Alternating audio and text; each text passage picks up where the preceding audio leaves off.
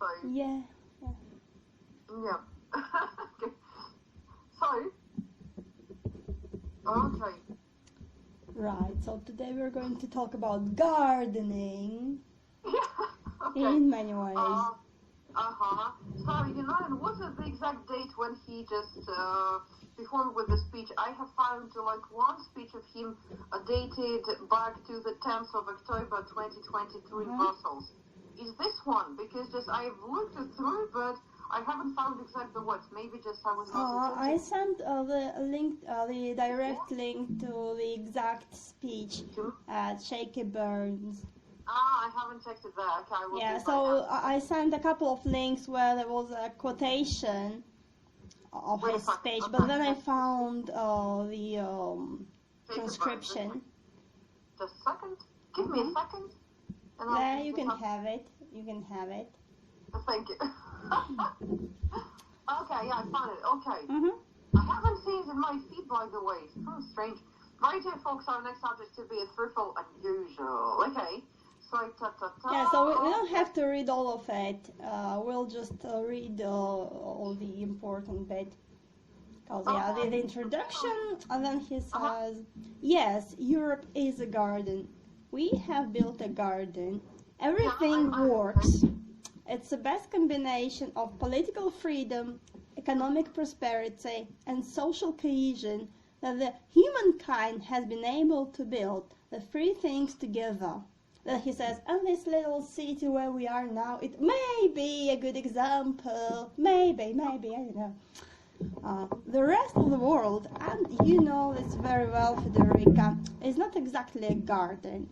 Most of the rest of the world is a jungle, and the jungle could invade the garden. The gardeners should take care of it, but they will not protect the garden by building walls. A nice small garden surrounded by high walls in order to prevent the jungle from coming in is not going to be a solution, because the jungle has a strong growth capacity and the wall will never be high enough in order to protect the garden.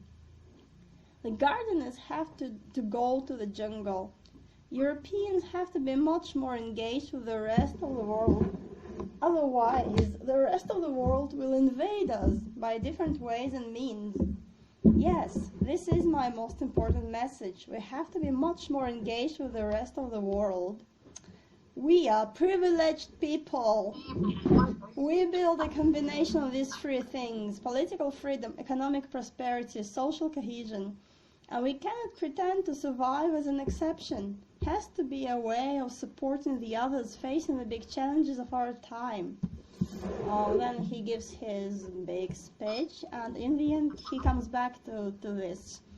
Today, he says before it was different nations fighting, because oh, you're German, you're French, let's fight, which isn't exactly true, but you may say it's kind of true. Today it's identity that matters. Identity can be manipulated, can be presented as something that is closed. My identity is incompatible with your identity. It's either you or me. This either you or me leads to war. The beauty of the European experience is you and me overcoming the heritage of the past and offering to the world the recipe for the peaceful coexistence, cooperation, integration and development. Then a little blah blah blah, and the conclusion. Keep the garden, be good gardeners, but your duty will not be to take care of the garden itself, but of the jungle outside. Yeah, outside. Yeah, so what is your reaction to this beautiful little poem? When I was listening to it for the first time, to tell you the truth, I was deeply shocked, because the first idea that crossed my mind, it was that, hey guys, it sounds like you want to be like on a mission again, like so you say hello to your colonial past. Yeah. And my second idea was maybe it can sound a little bit like maybe, unexpected, but I started thinking about one famous so-called fairy tale of Oscar Wilde called The Selfish Giant, who was lived in a castle surrounded by a huge wall. and right in this castle, right in his beautiful just garden. So neither spring, nor summer, nor autumn have never come. So it was only the permanent winter with hail, with just strong wind, snow, and so on. And he was really depressed. So one day he woke up, and he was really depressed. And in any way, so we remember the end of the storyline when the selfish giant died. But before this, the wall, we can say that the jungle, just maybe the jungle, from the village, like children, bird songs and some other beauty of different seasons, came into the garden. And that was my second thought. And that's why, so it is, to tell the truth, it's awful. So, and I'm really puzzled, how could it be, I would say, even pronounced? Yeah, and that's the question. Okay, we'll have a look at it more closely and see why exactly is it so horrendous. But maybe because we can feel it immediately, it's not a question to us that we can see, we can sense, we can understand that maybe something's rotten in there. So the first question we need to ask ourselves is, was it written, prepared, or was it spontaneous? To my mind, it was prepared, because when you just come, it's like, there is like a special term called composition. Yeah, we have composition. When you start with the composition, when you start with the idea, like the hints at the beginning, then in the main body, then you just get to it again and again, and then in your conclusion you summarize it, and again, like you make the statement throughout the text several times. If you're not prepared, your thoughts can be like birds. I know that he's like a very and highly experienced politician, but still, it doesn't work with an unprepared speeches. I think that it was written. Yes, I think it was. I think it was written too, because you can see this very clear structure. You have the introduction, then you have the very big middle, and then you have the conclusion, which comes back to the beginning. And if you're just improvising, then you'll probably forget about your beginning, and you'll end up with something different. So it was prepared, so we can talk about it not as just someone said something, but as literature, as a poem of sorts, a statement which was meant to be said. So the question is now, a second question. Now we think it's prepared, we're sure it's prepared, then still he doesn't see any problems with it, or was it a provocation? Did he write it and he thought it was okay and a normal statement, or did he write it in the way, now everybody's going to hear it and everybody's going to be upset if I say it, so I'll say it? While I was watching him speaking, he was like maybe, the word souring come to my mind, but his gestures and his facial expression was to me like supporting that he knew what he was talking about, because he was like, even, like in his gestures, in his hands, it was clear to me, so in my humble opinion, then he liked what he was saying, so he was like quite satisfied with this idea and with this metaphor in comparison, that here is like the Eden Garden and the rest is like jungles and the sleepy areas of the world. So please, here we are and you are there. So, yes, he was like... Because in the middle, which is the meaningful part of his speech, he was talking about different things, and as I understand, they were even more scandalous in a way that this middle was more provocative. That the bit of the garden came up a bit later, because it was like second shocking thing in his speech. So maybe, because it's what they call the American humor, when you say something nasty, and then you're like, haha, only joking, hey, why are you trying to kill me? I was joking, it's a joke, you have no sense of humor. Yeah. But what said is said, and if you look at the second part, because everybody started like, what are you doing? What are you saying? I don't mean newspapers. I mean big political figures from different countries. They're like, are you a bit funny in your head or something? He had to apologize, but even though he kind of apologized, he still said, but I'm still right. What he said is like, oh, it doesn't open. It does open. He says, I didn't mean any specific country. I didn't mean colonial Eurocentrism. It's not racist, it's not culture, it's not geographical. All I mean is the jungle is everywhere except Europe. Yeah, so what's the point to apologize? Yeah, I've heard some of the feedback from really just big politicians, and even just when Canada say, hey, you think so, we are no jungle, so why are you talking about us like this? And hey, yeah, okay, we are Europe, you're like, what's the point? So Europe is like the queen and the king of the world, and that's it.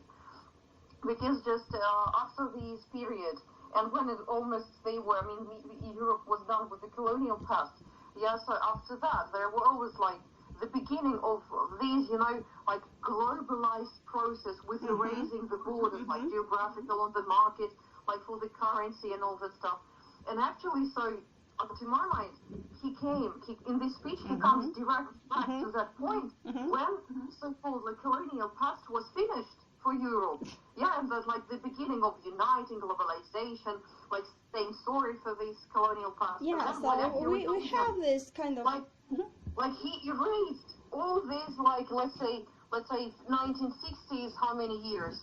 70s, 80s, 90s, 2010, like 60 years of history of just democratizing the world. It's like, okay, cross out.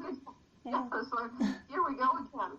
Yeah, here we go again. This is like, I would say, could be applied. On another hand, it's kind of typical that Europe and even small European countries, like if you say Europe, you think about like France and Germany. To tell the truth, yeah, when I think just Europe, I mean just the European Union. Like this 26 or how many members? Yeah, so some of these countries are bigger and some are less significant in the economical sense. I mean, they're all very beautiful countries, I'm sure, but I mean just politically, economically, they have different importance. So, and recently, I mean, the situation we have here now with Russia, it's beautiful because it makes people show their real faces. It's like a test. How are you going to react? Because that's how you know the person, how this person reacts in a difficult situation. And we can see their true faces now. So even people, political figures from smaller countries, you could hear expressions like, it's a privilege to be in Europe, we have to close the borders because it's a privilege. And you hear it or you read it and you think, oh, really? It's even like not strong enough, your word, like really, yeah. I remember this phrase, from quite a small country, that's why. It's like, what? So my question was like, do you really mean it? Do you really mean it? Well, I guess there's some for bigger countries, there's a sense of superiority, and I guess they really believe in it. They really believe that they're better than everyone else. I mean, it's a normal feeling. Any country should have it, but in a good measure. It's good to be proud of your country, so you don't disappear. You have patriots. It's good.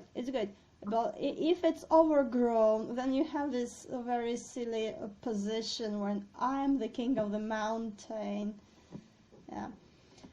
And for smaller countries, less significant countries, maybe they just want to feel bigger, like a part of something very big and important.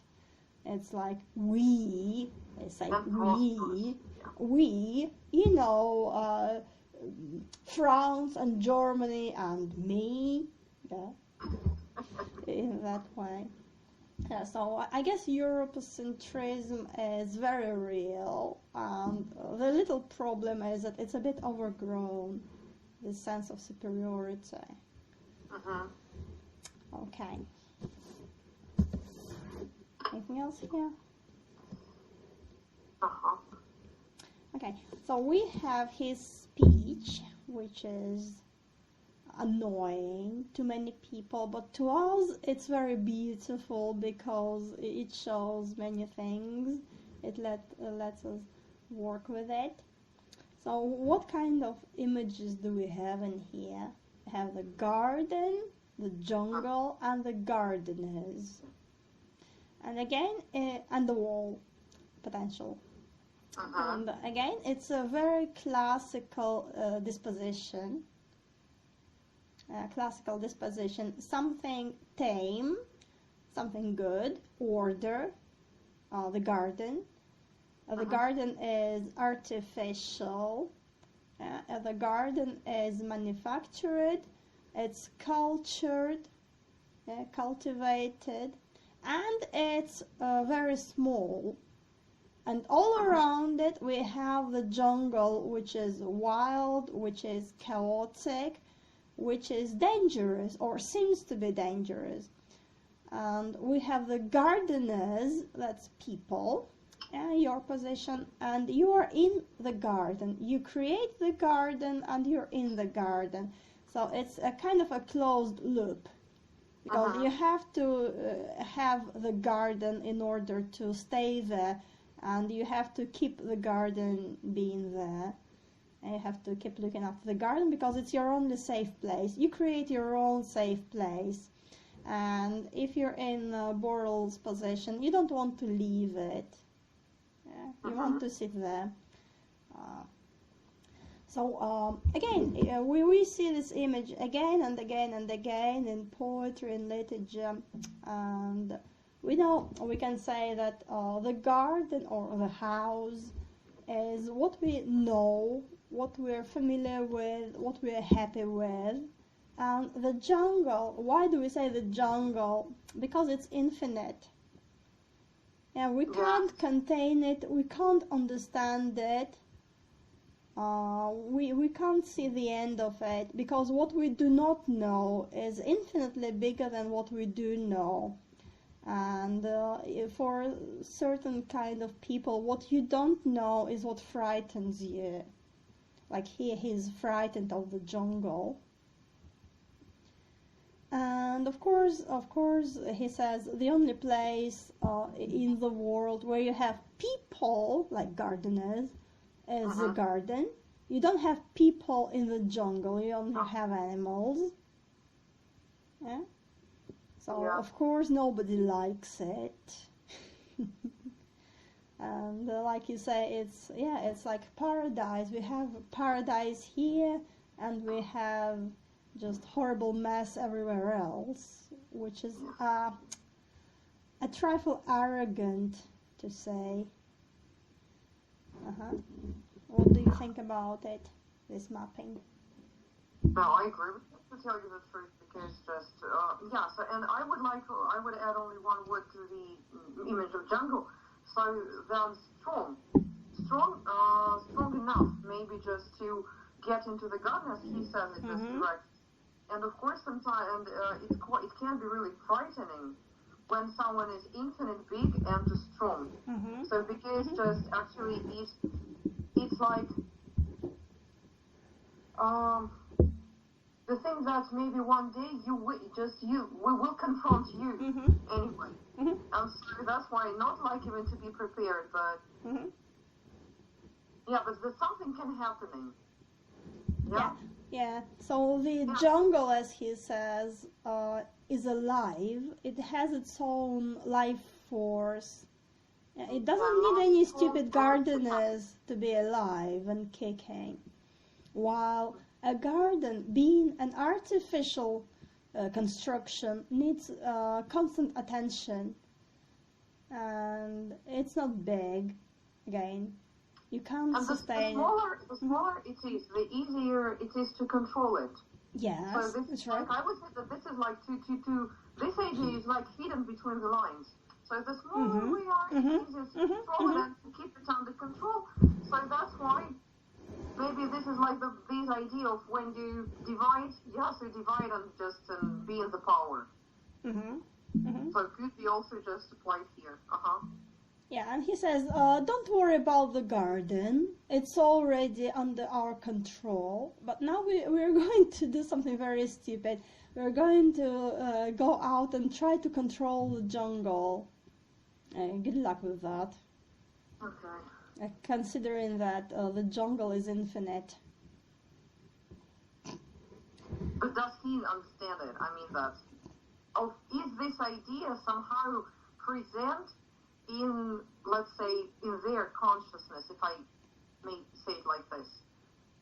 Well, they, I guess, they concentrate, again, on the center of the universe, which is the garden.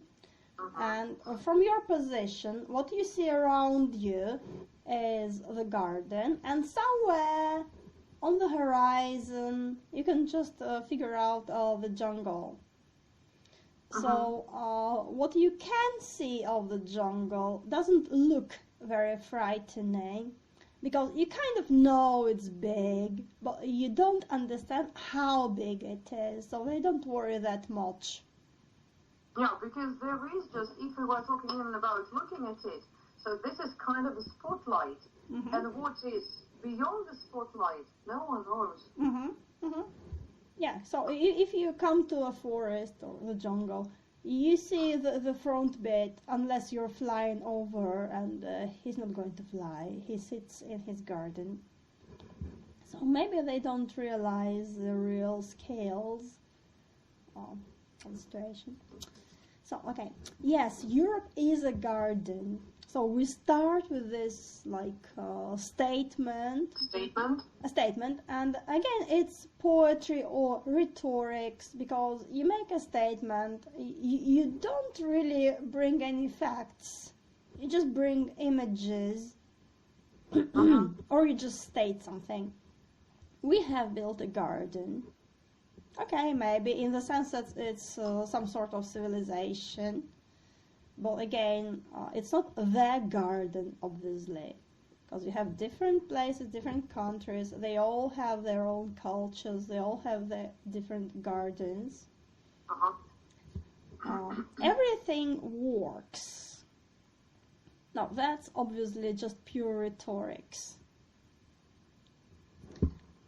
It's the best combination of political freedom, economic prosperity, and social cohesion that the humankind has been able to build, the three things together.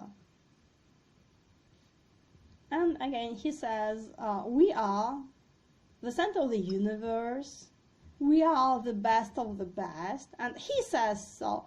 And just now I'm reading one beautiful book about, well, many things, logic, as a branch of mathematics and theory of numbers and stuff like that. Very interesting. I love it. And a lot about Gödel's theories. And basically what you can say that if you're inside this system, you have no right to make statements about this system, because you can't see it. If you're inside the system, if you're inside the system, you can't see the system. You can see bits of the system, but you can never see the whole system.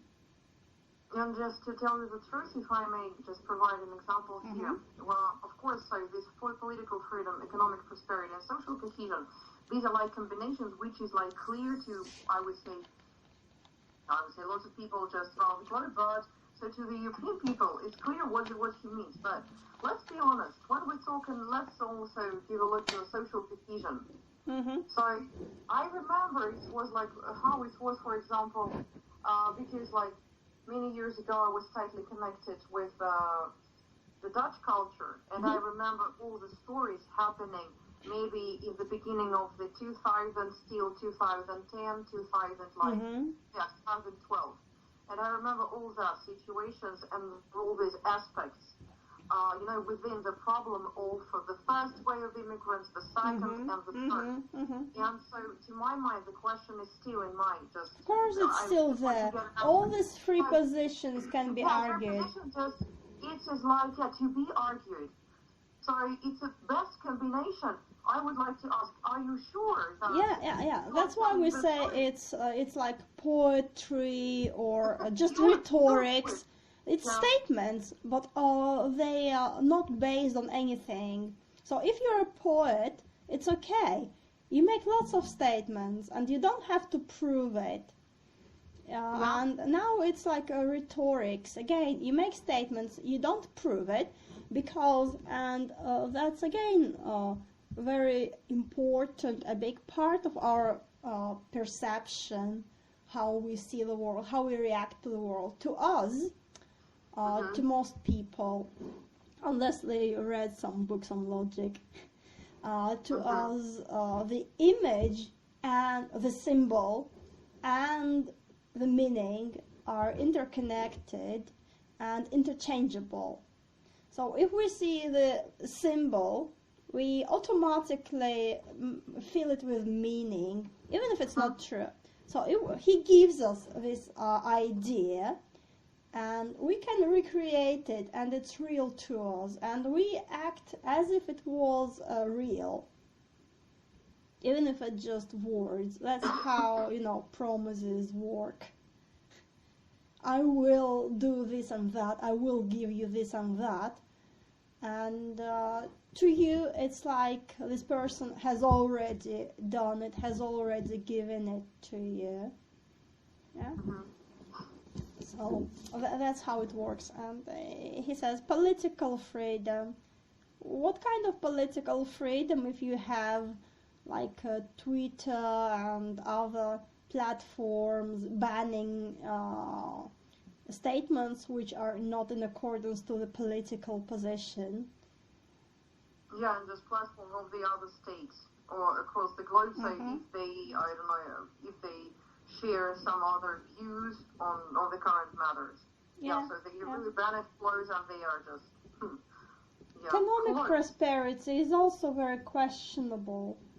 What do you mean economic prosperity? Okay, you're not some third world countries, as they say, but still you're very much dependent on this and that. And as we can see even now, what kind of prosperity is it if the government tells you, okay, we are going to punish Russia because we hate Russia, so to punish Russia we offer you to cut down your electricity, heating and things. We are not going to compensate it, just do it. Just get to this. I mean, if you compare it with Russia, again, Russia, the first thing is say, okay, let's support people, the pensions things. Let's make bigger pensions because of the economical situation. And things like that. Let's support our people. While you look at what they say in Europe, and it's like, okay, your problem. It's going to be a bit cold this year, but it's your problem. And it's also, I'm not so good at history, unfortunately, but this just economic prosperity makes me think about the time when I would say the story of Amsterdam and the first Europeans coming to the U.S. So because they were looking for, of course, new land than wood, because we remember how awful the situation was in Europe with wood as a building material. Then it was about like beavers, so it's not, как сказать, не просто так. Yes. No, I mean just how to say it in English. Не просто так. Just my sentence is about the first not flag, but maybe a flag of New York, if I'm not mistaken. There were like 2 beavers on it because it was very expensive fur, and it was like killing beavers and fungus and just gazillions, I would say, because it was like also kind of the time of economic prosperity at that time when they decided to go just to open up a new, I don't know, lands and just to find for a new prosperity. I remember all the story about it, like some religious stuff at the time they were just pretended to be refugees. It's okay, but still, economic prosperity is still it's really questionable. Yeah, well, of course, if we look at history of any country, there will be ups and downs. Obviously, he's referring to the current situation, which again is a bit questionable.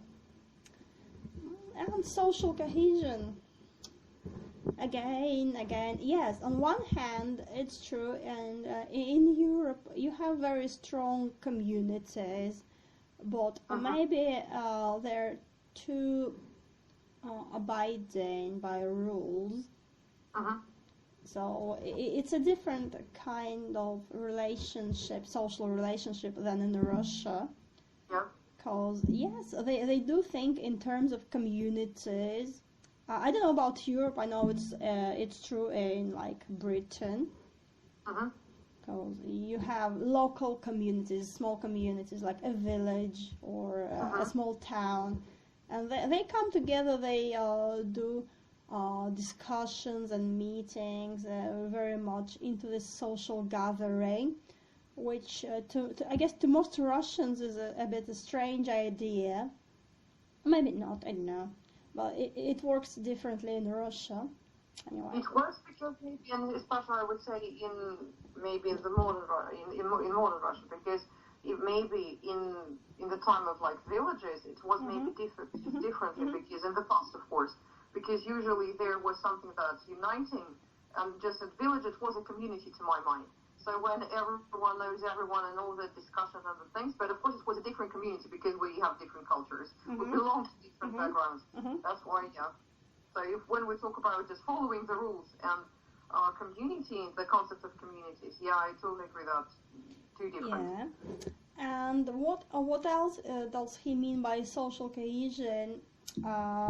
Obviously, because he talks about it later, is this very questionable thing about so-called minorities.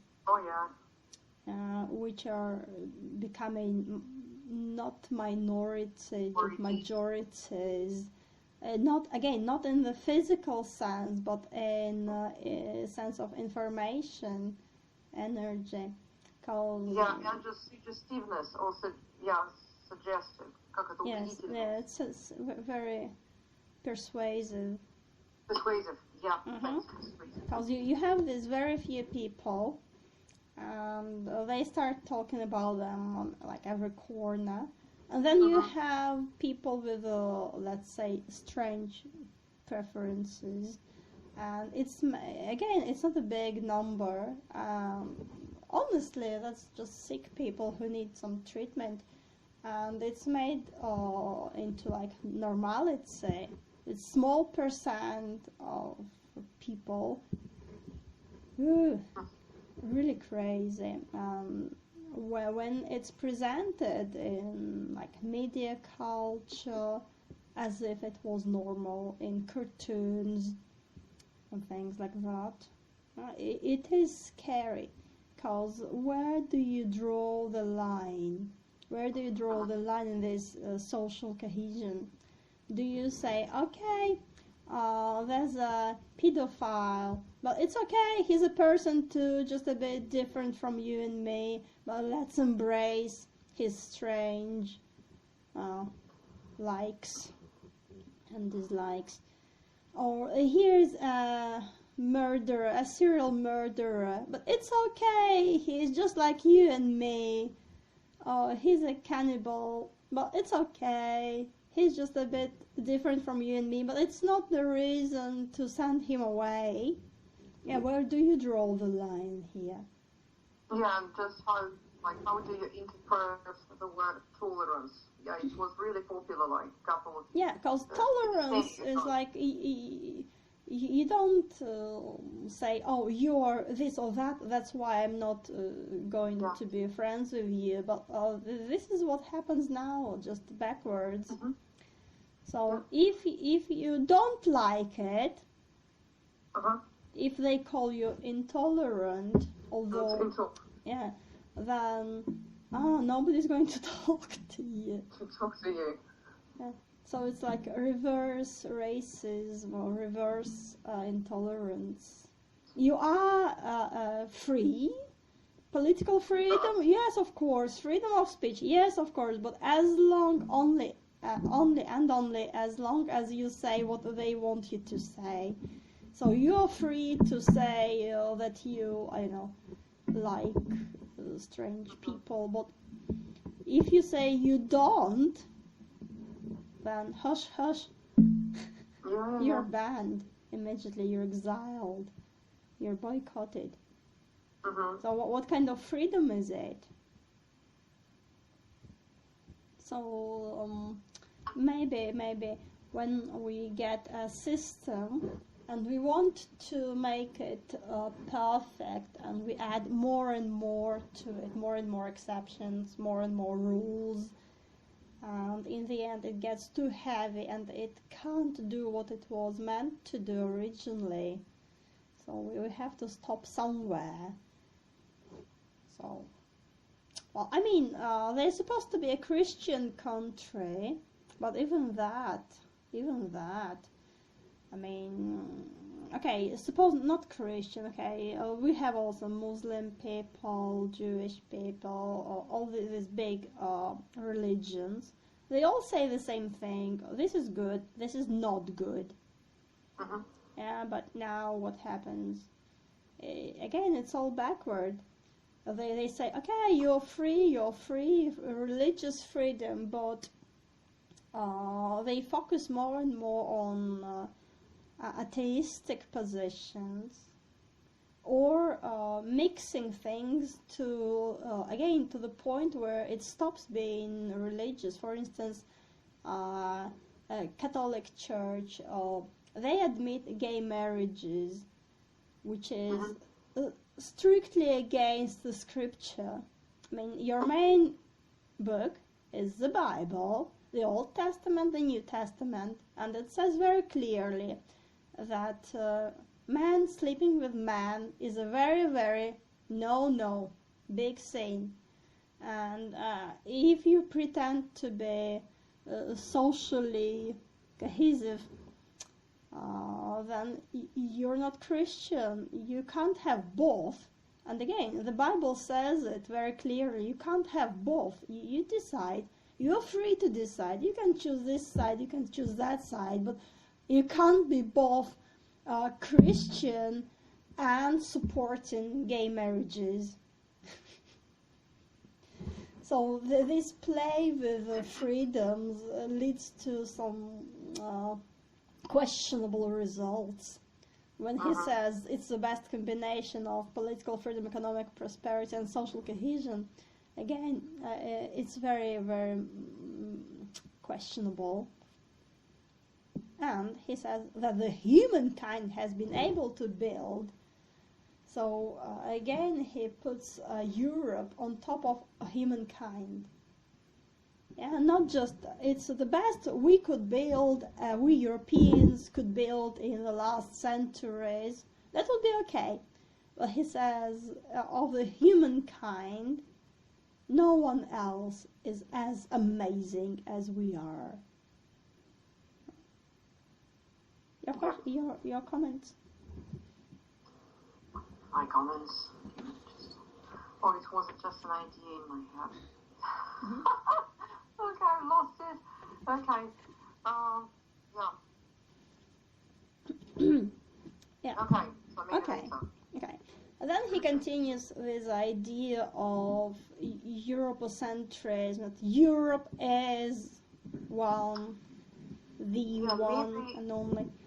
I know what I was thinking of, and if you give me a second, I would like to share with you. Yeah, sure. Say one paragraph from one of the Cambridge students' book.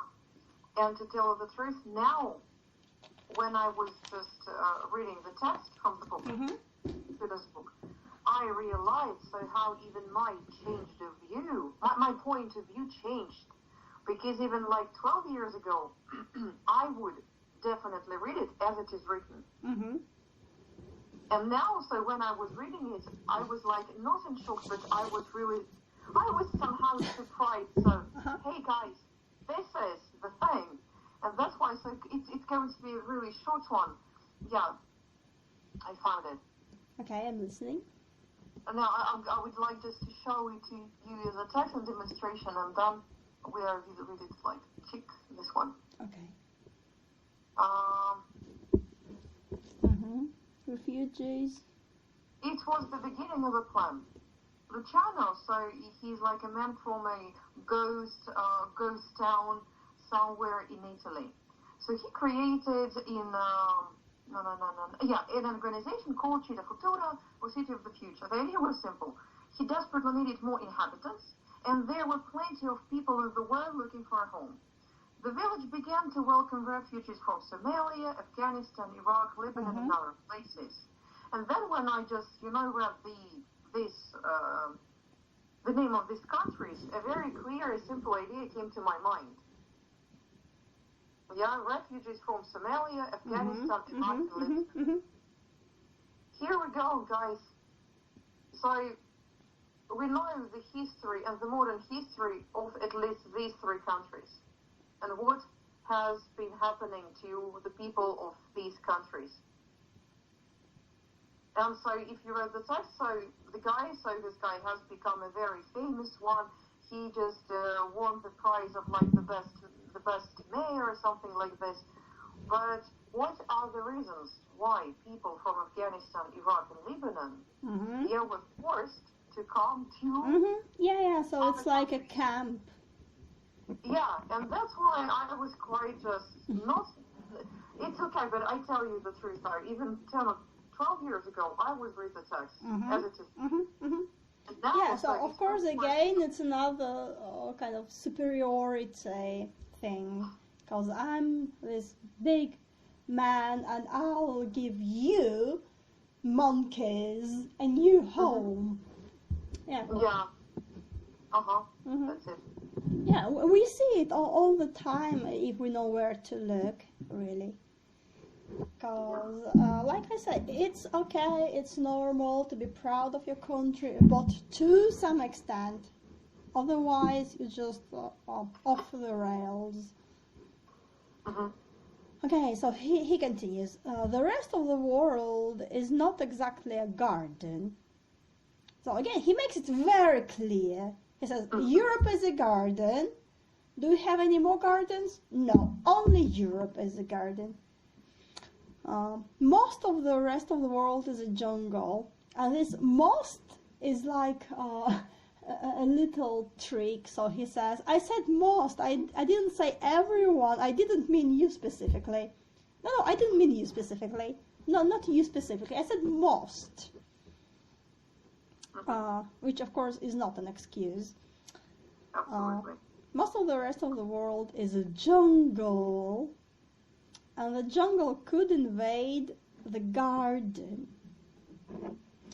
The garden should take care of it, but they will not protect the garden by building walls. A nice small garden surrounded by high walls in order to prevent the jungle from coming in is not going to be a solution, because the jungle has a strong growth capacity and the wall will never be high enough in order to protect the garden. So yeah, very interesting, very deep. Says a lot about him and European culture in general. Which, first of all, this you and me, us and them. Again, he doesn't see humanity as humanity. He sees humanity as Europeans and angry monkeys from the jungle, which is an interesting beginning to your speech. Also, he says, we are the gardeners. The garden is a peaceful place. Yeah, it's a garden. It's flowers, trees, fruit, everything good. Nice path. Yeah, and we have evil jungle which wants to invade the garden. It's a strong word, invade, an invasion. Well, invade is, on one hand, it's strong if you speak in like political terms. One country invades another. On another hand, if you say invade in just a regular speech, then it doesn't have this connotation. You can say the jungle invades the garden just in the sense that it comes into, because properly, let's be honest, it's the jungle's land. If you make a little garden in the middle of the jungle, it means it used to be the jungle and it wants to come back because it's its proper position. You understand? Because to keep the garden, you need to do it constantly, to look after it. But you don't need to look after the jungle. It can look after itself. So it will come back, of course. The jungle could invade the garden. Again, this could is like a game. I don't say you will. I just say could. Don't be offended. Probably, yeah. So immediately he says, we are peaceful, civilized, and they are aggressive and wild and uncontrollable, which is the most horrible we can imagine. The garden should take care of it. It is the garden, I assume. Yeah, the gardener should take care of the garden, but not by building walls. So you say, maybe if you if you close your borders, because to travel in Europe is a privilege. Oh dear. Maybe it will solve the problems, but no. A nice small garden. Again, it's their image of themselves, a nice small garden surrounded by high walls is not a solution, because no matter how high the wall is, the restrictions or the rules, there are always some super rules, meta rules, or some tricks which will not stop the jungle, because obviously it's more than just physical borders. But if you have a complete isolation, then maybe it's not very good for you. Yeah. If you have your own internet, your own social network, a bit like in China. Yeah. But even that is not going to stop the world from coming.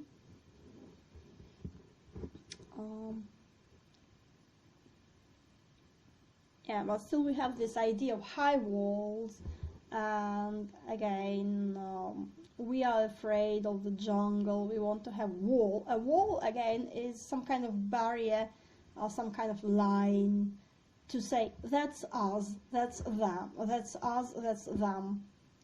Because we have a definite line in between. We can always say, that's our territory, that's not our territory. That's comfortable, that's hostile. So the wall is not just protection, it's also a marker. Yeah.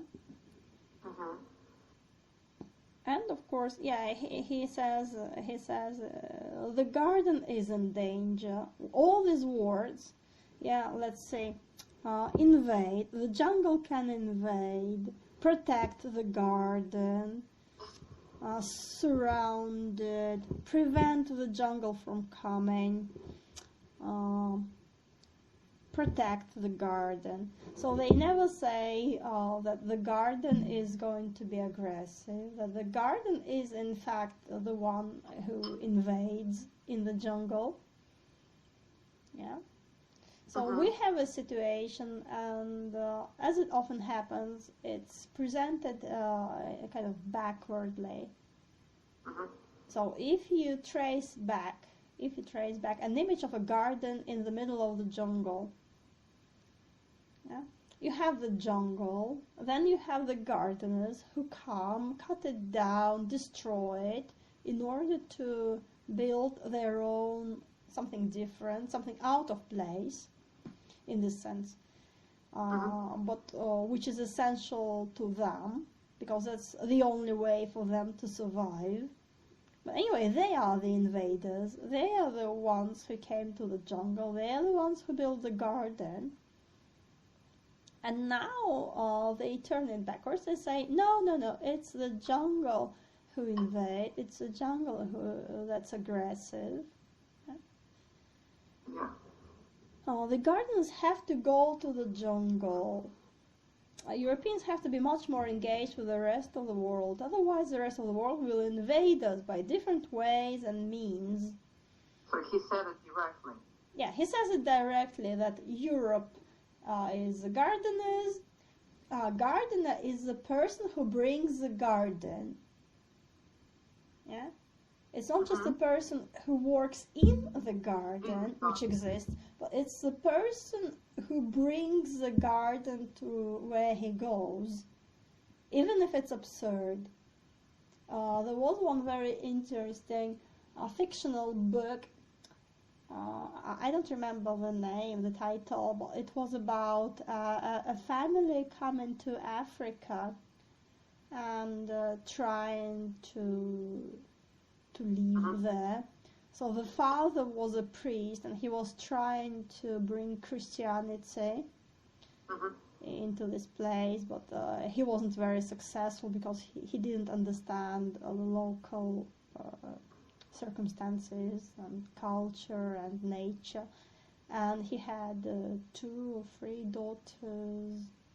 Well, anyway, it was a very alien for them, and they tried to build their garden in there just to create a familiarity, a familiar place, a safe spot. But again, they couldn't really do it. They brought, the father brought the seeds from Europe, and he planted it. And he couldn't do it at first because first he didn't listen to the local people who told him how to do it. So first time he did it as he would do it in Europe, and it was destroyed by just the weather.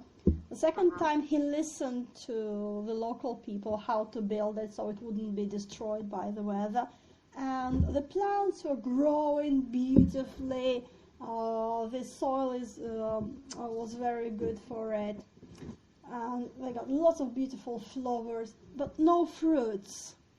There were no fruits because there were no insects, like in Europe. So in a way, bringing your garden to the jungle is fruitless because it doesn't belong to it. And just what he asked to come. So it's just maybe like to be maybe allowed when let's say when the jungle is not against that you come, but actually so when he says that we have to go like the gardener or gardeners, should be more engaged with the rest of the world. Who said it? Who asked you to be more engaged? Yeah. So for me, it's just a pure question of respect.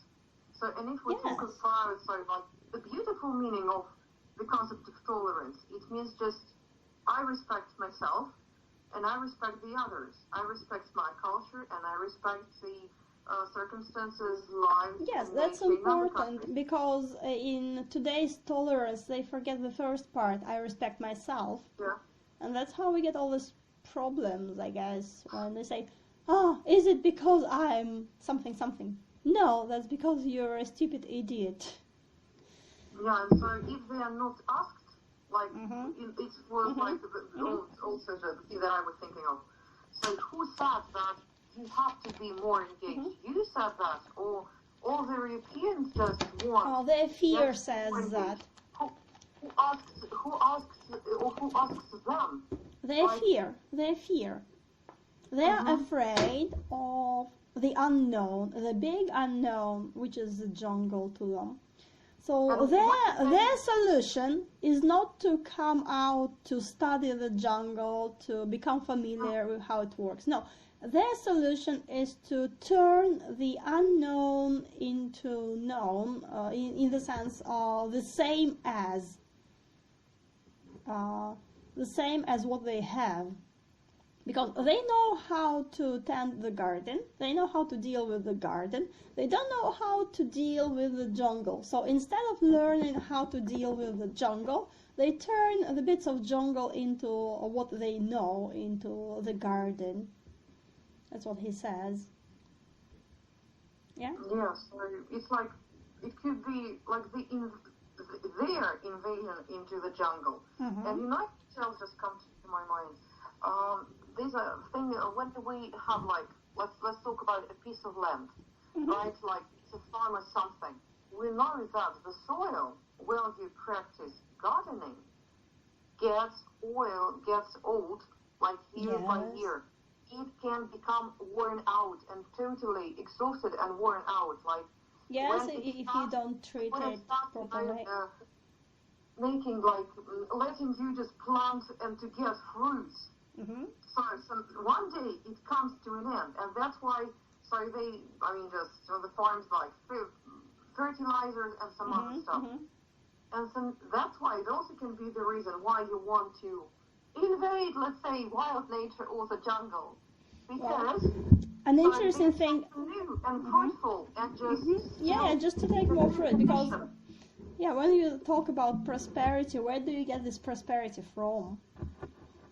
An interesting fact about the real jungle, the real physical jungle, is the Amazon jungle, more specifically.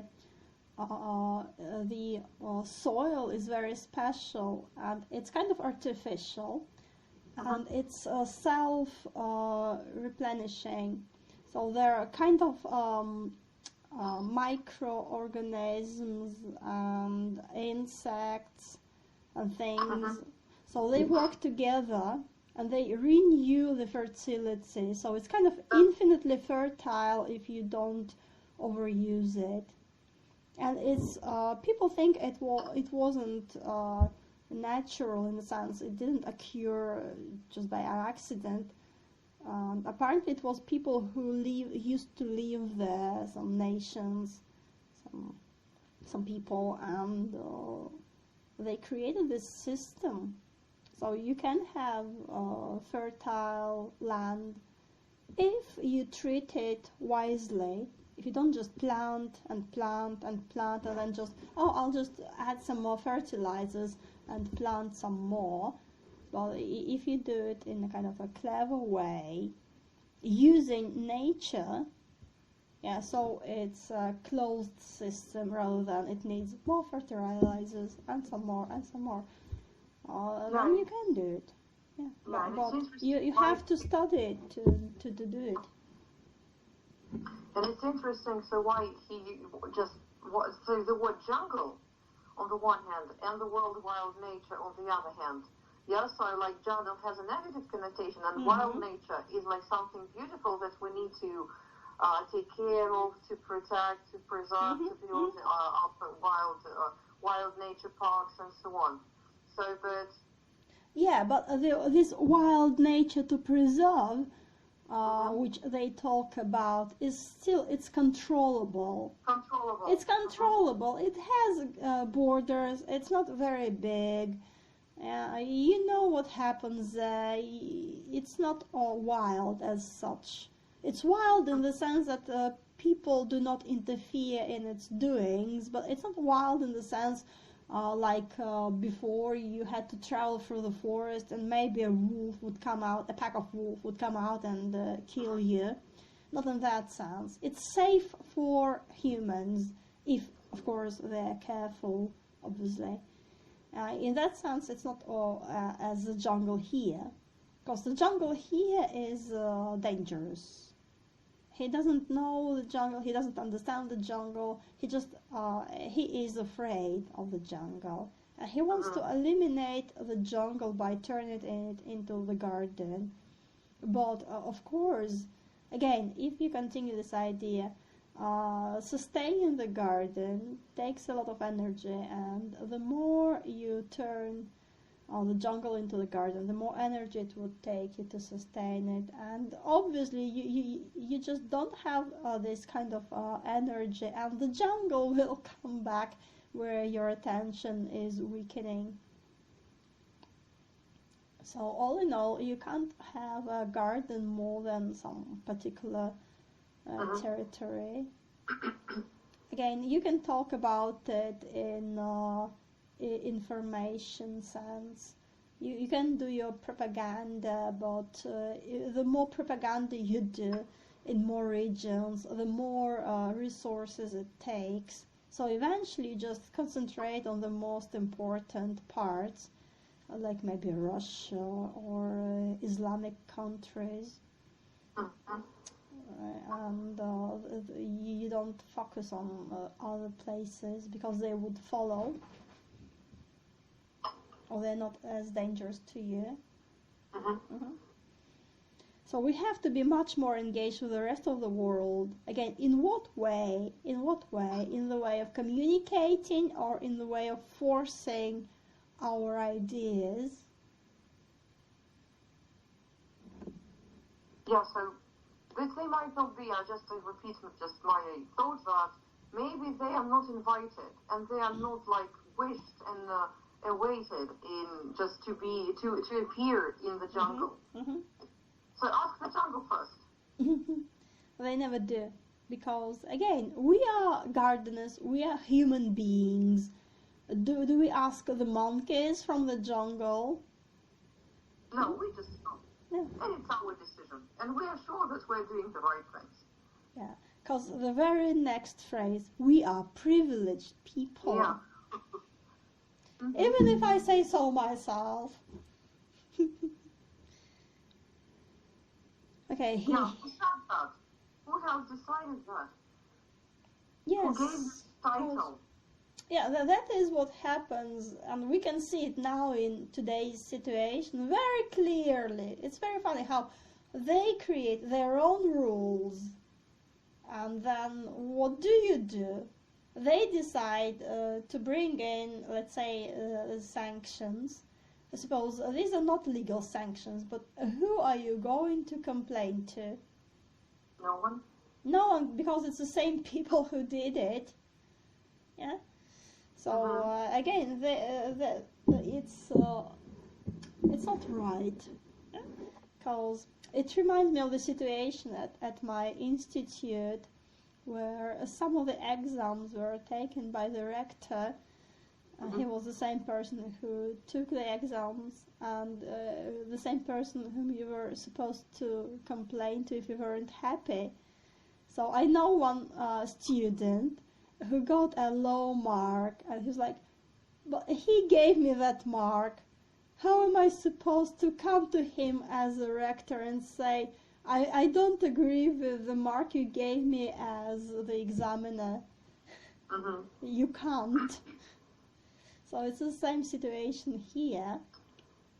They do something that is not legal, but if you don't agree, you don't have a neutral judge, because they are the judge of their own actions. And of course, what do? Like they've just stolen Russia's money. Let's call it the right name. It's just stealing. They just took the money. Just took the money, and now they're considering using it the way they like. But it's just stealing. Nothing else. Yeah, so I think that it's not so bad just to mention their pirates' past. And we know the countries, and just pirates were like a part of their life, and just those who just, were included into the developing of some kind of economical prosperity and fighting against the countries So it's still about the history again, and somehow I would say cultural code.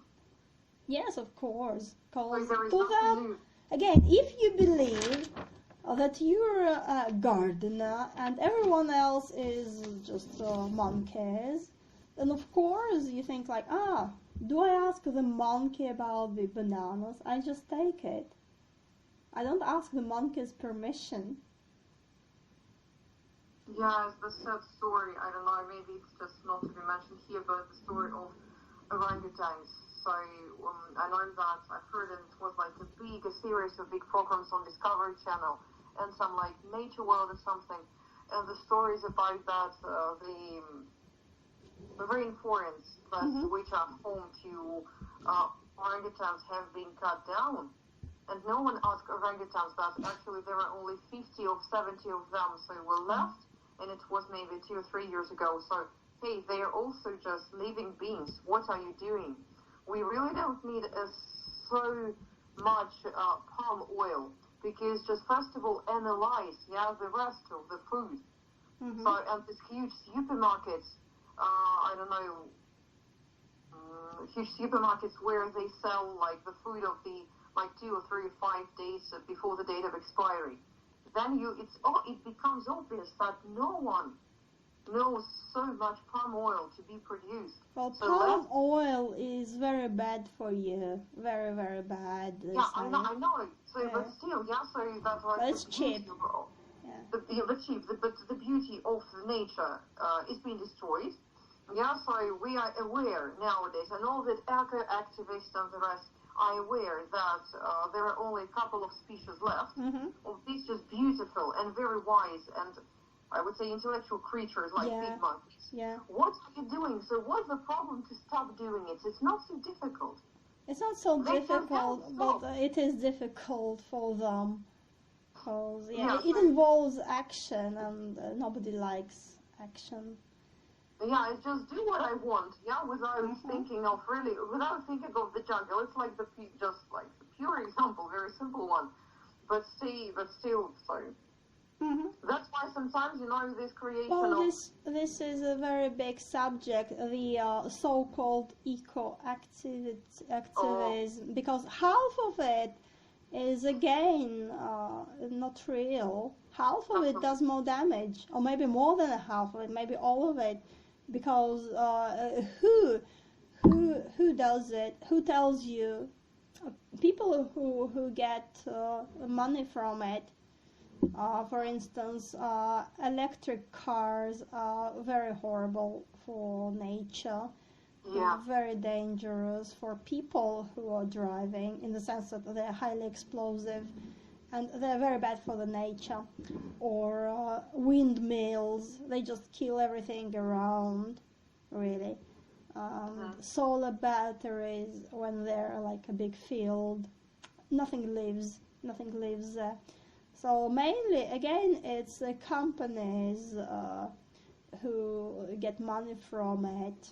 And it's a way of destroying countries which depend on carbon-based fuel and things. Say, you're not with us, then you don't get the money.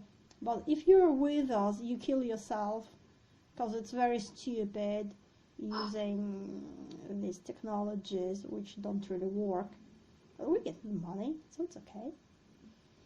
So anyway, here, we are privileged people. Again, here, we build a combination of these 3 things. We cannot pretend to survive as an exception. So many words in one phrase. Survive. Exception. So they say we are privileged. We are an exception from all humankind. And the word survive, again, means we're in a very special position. Either we are too special to survive because we can't find our place in this reality, we are too good for it. Or survive, again, it means we're in danger, somebody attacks us or something attacks us. So all the words he uses, they create this image of something very special and in danger. Not because it did something wrong, but just because it's so perfect. Has to be a way of supporting the others facing the big challenges of our time. What do you say? They are not thinking about supporting the others, they're thinking of themselves. Yes, it's just that's right. Like empty words, just meaning nothing. Because if the rest of the world is a jungle, the rest of the world, and the most of the rest of the world is a jungle, so there is no way you want to support. Here's like a controversial idea to the beginning. Yes, again, yeah. He says one thing, he doesn't really mean it, and he says something else which is completely different, and he doesn't see any problem. Yeah. Blah blah blah. Today it's identity that matters. Identity can be manipulated, can be presented as something that is closed, and that is what is happening despite what he says. Yeah. Again, this identity is very dangerous because it's the same old divide and rule. Yeah. The moment the person stops thinking, I'm a human being, you're a human being, that's all. The moment the person starts thinking, I'm the black person, he's the white person, or smaller divisions, you're gay, you're lesbian, you're normal, or smaller divisions, some crazy little divisions. I belong to this political party, belong to that political party. I'm this special kind of lesbian or something. Yeah, you get very little divisions, very small groups, and they're all very angry. And then it's very easy to manipulate people, to control people, to tell them what to do, to direct their energy the way you need. So instead of looking at the big problems in their country, they start arguing about how do you call a woman who thinks she's a man, but she likes men, but she's a woman, or something like that.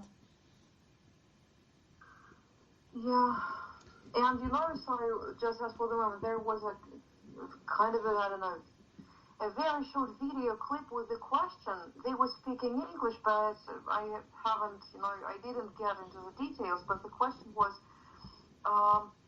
can a transgendered woman can be called a real woman? And they were talking, tell you the truth, only about the shapes, like the form, something which is visual from the outside, really just the form and the shape. But hey guys, when is going to be the time? It's my question. I would just really have it and want to ask it. So when it's time, when you will, I would say, when you start telling the truth about the chemistry of blood and the chemistry of our brain, and how the brain hemispheres are wired in the man's brain and in the woman's brain, because you can't change the way how brain works. That's why the answer is not about your uterus, or I don't know how just use the hormones and all this about breast operations and on this all men stuff operations. The thing is that it's our brain, and brain is like the main part of the ruling, right? The organism and perception, the way of thinking, the way of understanding, the way of behavior. Because we are, just to my mind, we are from different planets, and there are plenty of scientific works showing, using lots of scientific experiments, FMRT, I don't know how to say it in English, FMRT, MRT, and the other ways how to scan your brain, that the hemispheres in male and female brains are wired differently. Yeah, that's right. You can't physically a different gender. I mean, a person is many levels. Many levels. chemical, physical, neural, mental, yeah. But the manipulation, what just to my mind. So this issue is or has been manipulated, but because I don't remember a lot of texts that I could see on the internet where they would speak about these issues, like on the level of brain. Well, I'll tell you. I listened to. Okay, we are digressing a little bit, but okay. I listened to one woman talking about these problems of transgender and how it is a manipulation, because she says that technically, there is a problem when a person feels wrong in the biological body, but it occurs in very early age. It doesn't occur just out of nowhere when you're older. Yeah, and in most cases, it's very rare. It occurs, but it's very rare. And in most cases, it just dissolves by maybe 10 years old. And very, very few people who still feel this problem, they need this operation. But she says, you look at the statistics, and since the propaganda started about transgender, they talk about it at schools, even at nurseries. Crazy. Yeah. Well, anyway, since this propaganda started, they had a rise in 10,000% in girls, teenage girls, who are obviously the most perceptible or the most perceptive to such things. And she says it's not right, it's not correct. You can very clearly, you can see that it's a result of the media, of this propaganda of the words. It's not real. And another group of people is people who are just parasites. They are not transgenders themselves, but they talk about it. And again, the hospitals, the doctors, so-called doctors, they get lots and lots of money from these operations. So they advise these things even when you don't need it. And many cases when people are very broken, unhappy in their adult life, when they realize they had been tricked. They had been tricked.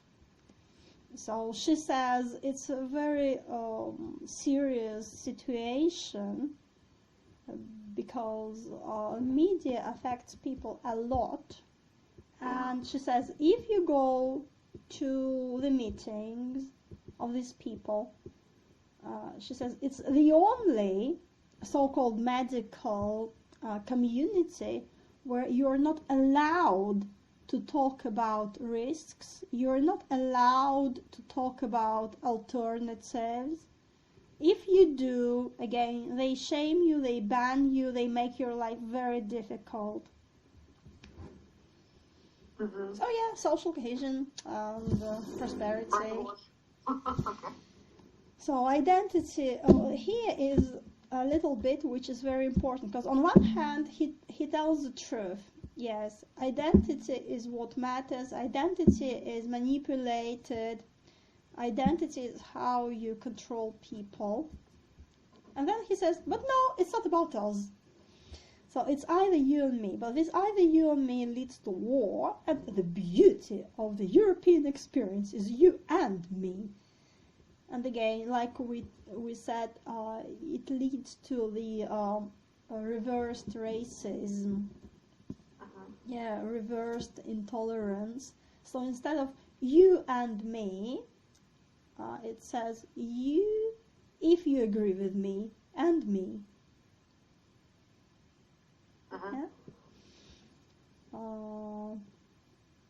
And of course it's very ironical. Yes, it is you and me. We don't care about your heritage. It's you and me. We don't care about who you are. You and me. And at the same time, like banning Pushkin because they don't agree with Putin.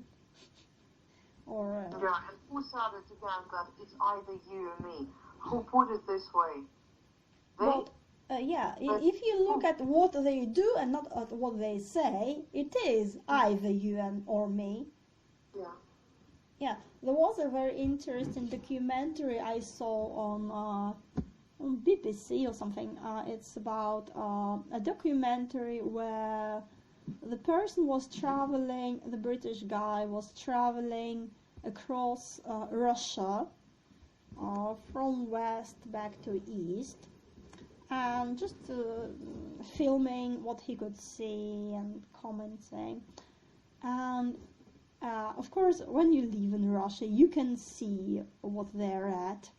And some of the episodes were okay, just okay, nice, interesting, beautiful places. But most of them were like, okay, you can't film here, there's a side, no filming, no cameras. He starts filming, and of course the policemen come and take his camera away. He's like, oh no, you see, it's so horrible here in Russia, you can't film, they take your camera away. It's horrible. It's how can you live in such a state? Or another episode, some small town, and he found a cafe, a very small cafe, and the owner is a big fan of Putin, and he has a cardboard figure of Putin, and he sings the national anthem next to it. And this man is like, you see, everybody in Russia is like that. They have big cardboards, figures of Putin. Generalization. And then another episode, he comes to a cadet school, and he interviews one of the boys, and he says, who would you like to be when you grow up? The boy in his military uniform, because he's a cadet, he looks at him like, I want to be a military person. Obviously, you're in a cadet school. And this man's like, you see, Russia is so military minded. Everybody wants to be a soldier. And another one was really, really stupid. But again, if you're British or European, you watch it, you don't know it, so you can't know it. In Moscow, what do you think they showed in Moscow? They found a woman with crazy big eyes, and she was like, oh no, they're going to demolish my house. It's the place where I have lived since I was a girl, and I was trying to protest, but they just put me, they just find me, or something like that. He's like, you see, Russia is so horrible, they destroy the house where she used to live, where she lives, it's her only house. Of course, they do not say that it's a part of this program where you have a new and bigger flat in the same area. Yeah, because again, if you look at Britain, when they had a similar problem, there was a skyscraper that came down. It was dangerous to live there, and they were like, okay, we'll just send you somewhere. And it's like if you lived in Moscow and your house was crumbling down, and they would say, okay, we can just send you to Tomsk. So that's what happened in Britain. They don't talk about that for some reason. Yeah, so they show this woman like, you see, Russia is a horrible country. They will take down your house. And so the most hypocritic thing about this whole series was, during the whole series they say, you see, we want to show you, our idea is to show you that Russia is a country, and the people are people like us, and we can be friends, and there's no difference. And the last words of the series And of course, the last words is what you remember. Are there's not so much difference between us and them. So of course it's still us, you or me, either you or me. They don't do you and me. They only do you and me if you is me. If you know what I mean. If you are a garden, then of course you can be you and me as much as you like. But if you are the jungle, it's always either you or me. And again, even in this little speech, we can see it, how half of it he says, either the garden or the jungle, either the garden or the jungle. And he said, oh, of course it's you and me. No, of course not. Overcoming the heritage of the past is another meme, another joke, of course. Because, yes, you overcome it to such extent that it becomes a problem in itself. Like one American comedian had a very funny sketch about a person who was in coma for like 10 years, and he comes to his senses in 2022, and he's asking about the situation in America, in the United States and the world, and his friend tells him all these crazy things, and yeah, what else do I need to know? Well, remember we used to have this thing called racism. Well, it's kind of back. What? Poor black people have no rights again? No, not exactly. Oh, I see. It's the black people had no rights. Now the white people have no rights because the whites used to offend the blacks, and now the blacks are offending the whites, suppressing the whites. No, not exactly, says the friend. What is it then? Well, you see, it's the whites suppressing the whites. Yeah. Yeah, so this overcoming the heritage of the past is sometimes really too far-fetched. I mean, what if you're a white person doesn't mean that your great-grandparents used to have black slaves, or even if they did, what matters? What difference does it make to you? Yeah. So again, or the heritage of the past, maybe they mean moral, maybe they mean common sense. They overcoming the heritage of the past, which is moral and common sense. Like now you can do whatever you like and it's okay, even if you're just a psychopath. Who knows? Because overcoming the heritage of the past is too ambiguous. Offering to the world a recipe for the peaceful coexistence, cooperation, integration, and development. Within the garden, when everybody is alike, okay, maybe, because if everybody is the same, then they don't argue. Yeah, but again, this perfect coexistence, cooperation, it means that we have to do something together, but not against each other. That's what is happening at the moment, is more than just against each other. So because, so there are in the past, yeah, and we know that it was coexistent on the level of countries, areas, languages. And even now, maybe I would name, I don't know the real situation there, but, you know, let's talk about, I know, different places all over the world where different languages coexist, right, within. Like cultures, some, I don't know, even traditional food with, I don't know, different groups of people. What's the problem? They coexist.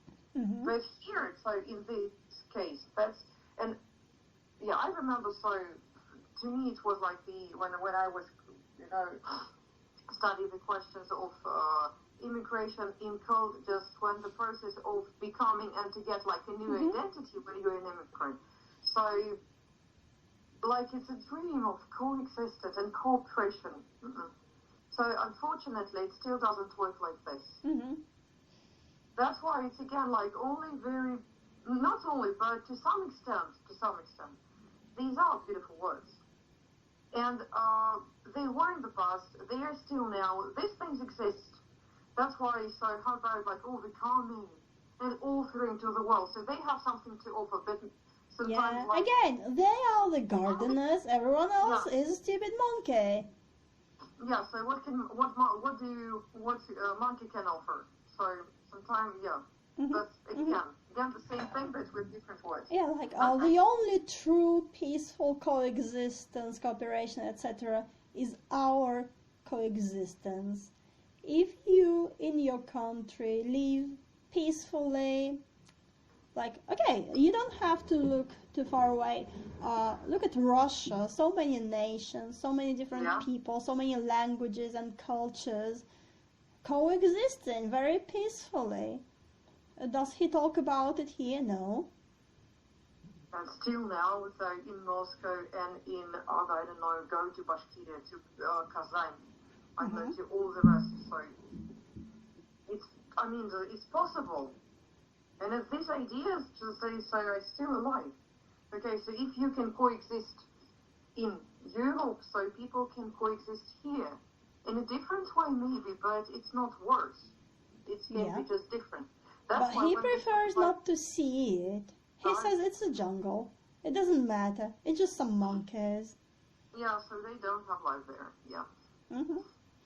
Again, it reminded me of this book of logic, and in one of the chapters, again, about looking at the system and how you can get to some kind of paradoxes.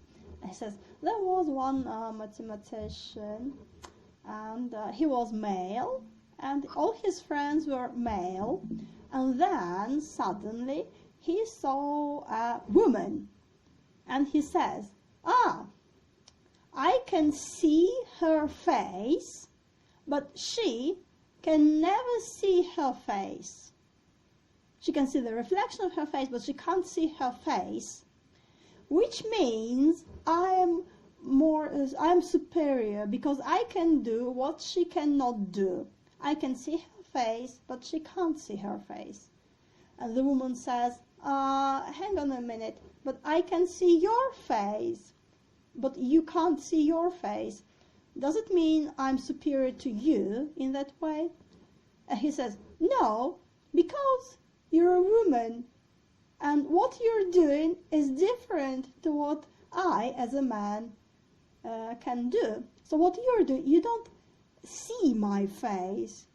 You see my face in your female way. It's completely different. It doesn't count. Oh, I see, said the woman, and femme went, femme out. So it's about the same logic here. So you have peaceful coexistence, integration, cooperation, development of many cultures and nations in Russia, for instance, or any other country. Yeah, we have many countries where we have more than one nation, more than one culture, and no problem. But we say, oh no, you don't understand, it's different, it doesn't count. The only model we talk of, which is truly peaceful, is our European model. Yeah? So it's about the same logic.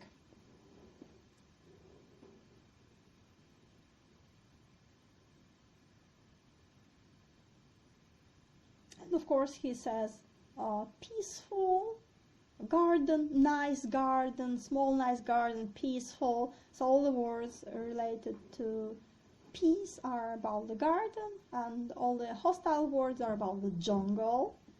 But he says maybe the jungle will invade us. Yeah, it's inevitable because we're in the middle of the jungle. But we'll go out first. We'll invade first. But we are peaceful. Your comments?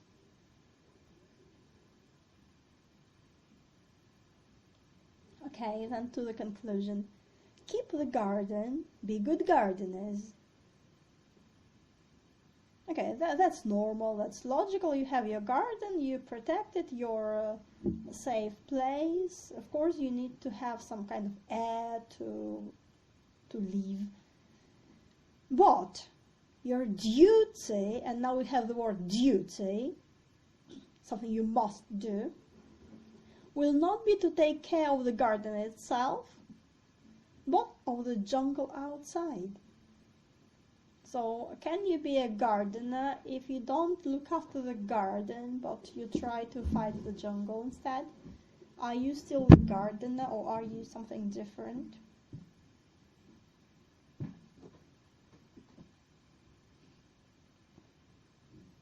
And again, he says, the jungle will invade, but he says, your duty is to invade the jungle. But it's peaceful, it's okay, we are the gardeners, we are the good guys. You're speechless. I can't hear you. Yeah, I can hear you a little bit. You're speechless.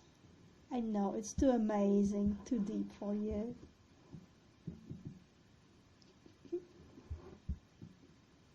Maybe you should turn on the volume.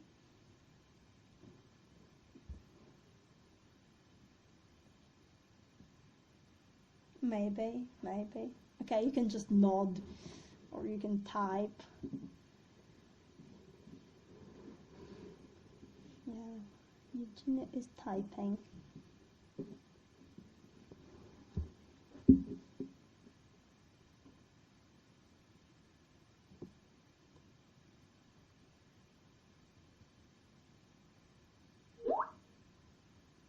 Yeah, something happens with the sound sometimes. It's okay. Right, so now we came to the end. So we can say that, of course, it shows really the kind of disposition they have. Because even if he says, I was joking, or you didn't get me, you didn't get my meaning, still it's prepared speech. It's not just something that he could say without thinking. It has a very clear structure, which repeats. He has the same ideas, he repeats many times, not just once. Because if he just said it once, it could be like, okay. But he says it again and again and again. And we can see Europocentrism is very much alive, and we can see that half of what he says is just words, just rhetorics, not supported by anything, and contradicting himself even within this one speech. It's a beautiful example of what we can hear today. What do you say? You say? Okay. Right. That was good. Let's stop.